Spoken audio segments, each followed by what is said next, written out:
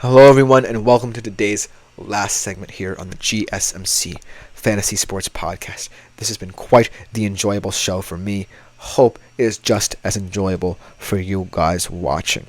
But to close out today's show, we return back to the defensive side of the ball and look at the defensive rookies coming into this league. Now, I don't know why, but it definitely feels like a lot of these defensive rookies might have a chip on their shoulders because a lot of them did not go as soon as pundits and people thought. And it's definitely a weird factor to consider because I feel like this is one of the deepest defensive classes we've seen, but maybe not the most quote-unquote talented that we've seen. But that being said, it creates a very even Defensive Rookie of the Year race that could come down to who just fits the defensive scheme of their team the best. And that's what I really like about dissecting this. I like that I saved this for last because this is one where we can get into the nitty-gritty of each of these players and how they fit these defensive schemes. Without further ado, let's jump right into it. Starting off with a guy who we drafted right here. And I think that this guy's going to fit right into our defense so superbly. Byron Murphy II at plus 12,000. Kind of long odds, but I think that in terms of what he brings to Seattle, he's going to eat blockers, allow for players to get their own production, but he's going to be a TFL monster, dude. I really think that Byron Murphy II is underestimated here. But the defensive tackle position, it's going to be hard to get stats that will appeal to voters. And I understand that. I think at Texas, he was much more appreciated because it was him and Sweat, and they were just truly dominant every single aspect of the game. The NFL is going to be different. And on the Seattle front, it's slowly improving.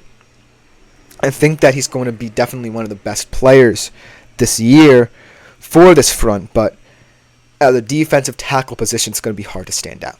It's going to be hard to accrue stats that really pop out to voters and garner him enough votes to ultimately become the Defensive Rookie of the Year. But that being said, there's some magic in terms of Seattle defensive rookies. That's definitely a different story because they're secondary players, but, you know, it is what it is. We'll have to see. Coming in at number 6, I believe, on this list, or 5 right here, Terrion Arnold at plus 1,100 steps into a situation where he's in this really young, hungry Lions secondary, who was recently seen as one of the weakest points of this Lions team that's in a stage of win now.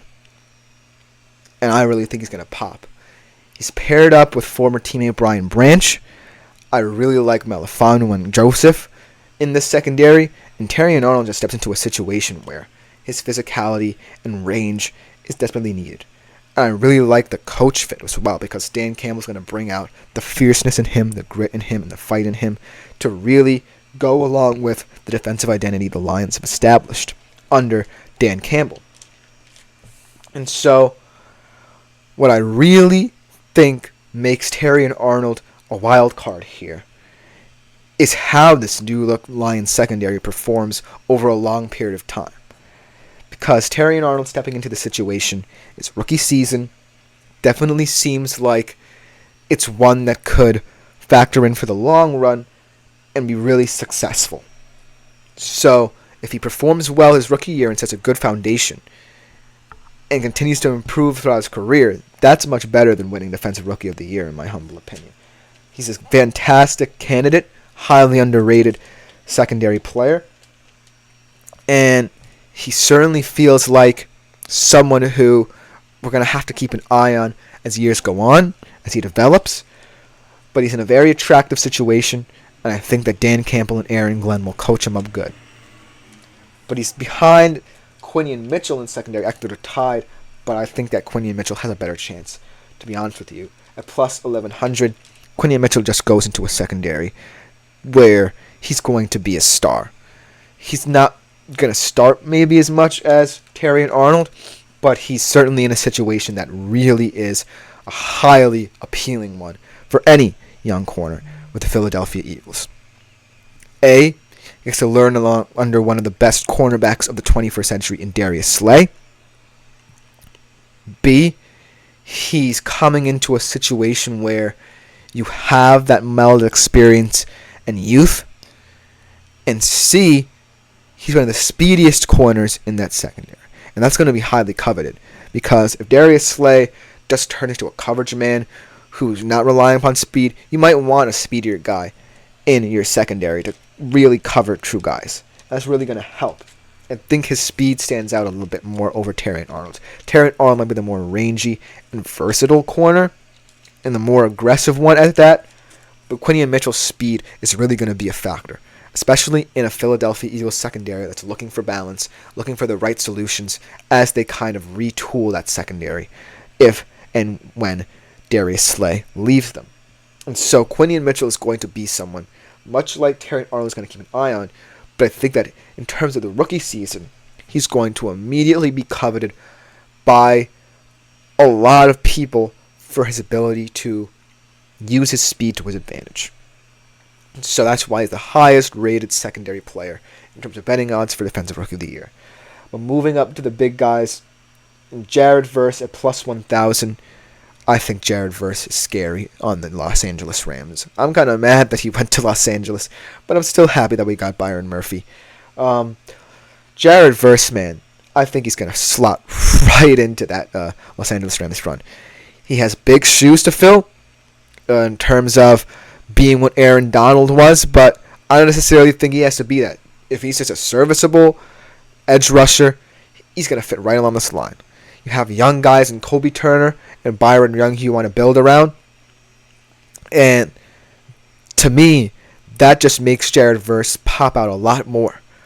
Because if he translates into this line well, there's a young, hungry line, then people will be forgetting Aaron Donald in this Rams system and be screaming Jared Verse's praises if and should he fit seamlessly into this defense. And I think he will. And I think he's going to have a fantastic stat line when all is said and done. Maybe not at the level of some high-end defensive players we talked about earlier in this show because he's not at the point in his career. But he certainly is going to be one to watch as the year goes on. He's stepping into a young defense that's really, really looking forward to playing with him. And for a Rams defense that is always looking, is always searching for the next big thing, Jared Verse could be that guy. Let's look at our top two. Laiatu Latu, the first defensive player off the board at number 15. And a lot of people were saying that if his medical history was much better, he could have been at least in the top 10, maybe even the top 5. That's just how good he is. And he steps into an indie situation that's really interesting. Because when I look at them, they're a defense that's up and coming. I like some of their players. I like EJ Speed. I like Zaire Franklin. I'm starting to like their secondary, get to know them a little bit better. But ultimately, what I love about Laiatu Latu is that he can immediately come in and be versatile. Health is going to be an issue down the line eventually. But if they find ways to A, get the best out of him in different situations, and B, preserve him, then Laiatu Latu is going to be much like Terrion Arnold and Quinion Mitchell in that perhaps his rookie season might not be as good as people think. At plus 650, that's asking a lot of him in terms of odds to be a high-end candidate. But at the end of the day, the number one defensive player off the board, the Colts saw something in him outside of his injury history that really made him stand out. And when he's on the field, he's a really special player. Because he can play a linebacker, he can drop into coverage, and he can also rush the passer. That's going to be highly valued for this Indianapolis Colts defense that's really looking to be one of the best and most underrated units in the league. But he's not beating out Dallas Turner at plus 500. My father, who's a Minnesota Vikings fan, will be very happy about this. I think that Dallas Turner, though, might be a little bit overrated, in my humble opinion. I like him as a player. I think he's lengthy. I think he really can improve on his pass rush consistency. And he's in a situation where he's going to be expected to carry a heavy workload. They lose Danielle Hunter, so he's immediately going to step into a role that's big. And next to Jonathan Greeter, we're going to have to see how that Minnesota front is. But when all is said and done, I don't necessarily think that he's stepping into the best defensive situation of these people, because when I think of defensive rookies of the year, I think of these guys who improve as the season moves on. Like, for example, I know I'm harping on the Seahawks, but Devin Witherspoon, he improved steadily as the season went on. Will Dallas Turner really improve as the season goes on if so much pressure is put upon him to be the number one Vikings edge rusher now? I don't necessarily think so. And at the end of the day, all the guys below him on this list have one thing in common. They have the ability in these setups to grow into their teams. Dallas Turner is going to immediately be thrown onto the field. And at the end of the day, that might be too much pressure for him to overcome. I still like him as a player. I still think he can win the award. But when all is said and done, if it's Dallas Turner versus the field, I'm taking the field. That should just about do it for the segment. And that is ultimately the end of the show as well. Thank you guys for tuning in. I'm Christopher Shepard. Thank you guys yet again for all your support. Consider leaving a tip or donation at the link gsmc.cloud to support us even further. The network really appreciates it as well. Like, follow, and subscribe to the show. But that is all for today on the GSMC Fantasy Sports Podcast. We'll be back better than ever tomorrow. Thank you guys yet again.